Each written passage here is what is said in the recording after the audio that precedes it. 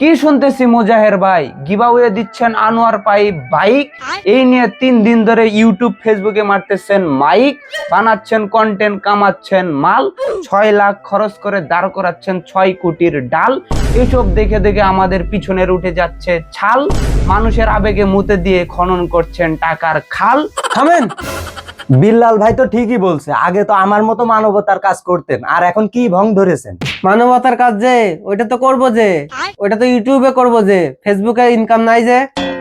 ও ভাই, আমারও তো সেই একই অবস্থা, মানবতার কাজ করে আগের মতো কোনো প্রফিট পাচ্ছি না, ব্যবসায় একদম লাল বাতি। এই কারণে ইউটিউবে সুইচ করতেছি, যে 6 লাখ টাকা দিয়ে একটা R15 দিচ্ছি, যে বিনিময়ে আমার 40 লাখ সাবস্ক্রাইবার চলে আসবে, যে এখান থেকে প্রতিদিন 30-40টা কন্টেন্ট আসেই, যে এখান থেকে তো প্রফিটও আছে, যে আর এখান থেকে তো 10-20টা R15 দেওয়া কোনো বিষয়ই না, যে একটু চালাক না হলে দুনিয়ায় টিকে থাকা মুশকিল, যে। ও ভাই, কঠিন বুদ্ধি তো।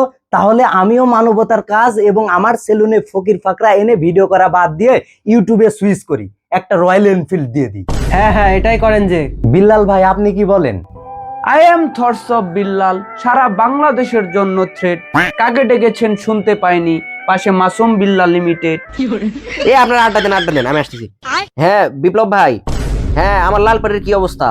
হ্যাঁ, জাপান থেকে আমি কিছু পার্স নিয়ে এসেছি, আর ওই কিছু পার্স মালাক্কা প্রণালীতে আটকায় আছে, ওই জাপান থেকে আসতে ওই যুদ্ধ লাগছে, এই জন্য আটকায় আছে ওখানে। হ্যাঁ, আপনি একটু তাড়াতাড়ি আমার লালপাড়িটার ব্যবস্থা করে দেন না। আমি একটু ওই কোরিয়া দিয়ে ইয়াতে যাব, জাপানে যাব। জাপানে গিয়ে আমি একটা ফাঙ্গিশ ফেসিয়াল নিব, একটা ইন্দ্রানিজ হেয়ার কাট দিব, আর ওই একটা স্পা নিব আর কি জাপানে। হ্যাঁ, আপনি একটু তাড়াতাড়ি লালপাড়িটার ব্যবস্থা করে দেন না। ভাই লাল পাড়ি নিয়ে খুব ব্যস্ত আছে, বলেন আপনার অবস্থাটা বলেন বিল্লাল ভাই।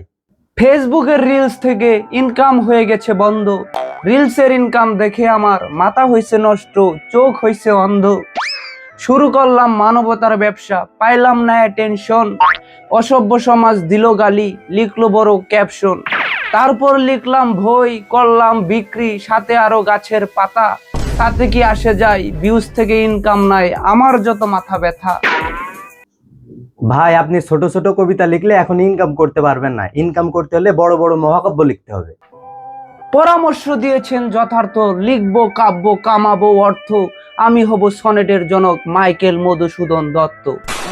ভাই আপনাকে তো জাপানিজ পুডিংটা দিলাম ভাই, আমার লালপাড়িতে কি পুডিং দেওয়া শেষ হয়েছে ভাই? আরে শালা, 3 মিলিয়ন তো ক্রস করে ফেলছে, যে। ये बहनचोद सारे मिलके हमको पागल बना रहे, मादर के बच्चे।